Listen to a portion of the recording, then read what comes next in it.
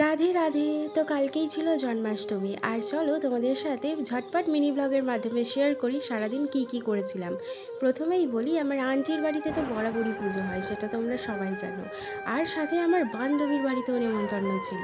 সারাদিন প্রচুর প্রসাদ খেয়েছি, আর তার সাথে লুচি তো খেয়েছি মন ভরে।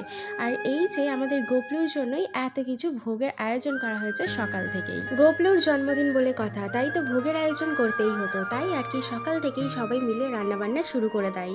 সন্ধেবেলায় বান্ধবীর বাড়ি থেকে ফিরে আসার পরেও আমার নেমন্তন্ন খাওয়া কিন্তু শেষ হয়নি। রাতে ছিল আবার আমার এক দাদা বৌদির বাড়িতেই নেমন্তন্ন। আর হ্যাঁ, তোমাদের বলে দিই, তোমরা এখন যাকে স্ক্রিনে দেখছো তারা কিন্তু আমার সবাই পাশেই থাকে আর কি, মানে ওই কাকিমা বোনেরা।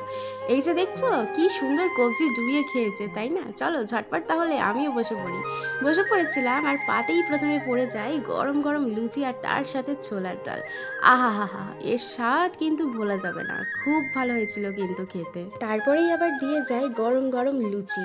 আর এই যে দেখো, লুচি নিয়ে কিছু একটা এখানে গান বানিয়েছিল, সেটাই কিন্তু আমাদের সবাইকে করে শোনাচ্ছিল। তারপরেই গরম গরম লুচি আরও একটা নিয়ে নিই, সাথে ছিল গরম গরম আলুর দম। লুচির সাথে আলুর দম আর ছোলার ডাল যদি পাতে থাকে না, আর কিছুই লাগে না। খুব ভালো লেগেছিল খেতে। আর সবশেষে যেটা না থাকলেই নয়, যেমন হচ্ছে এই চাটনি, পাঁপড় ভাজা, আর রসগোল্লা। চলো বাই।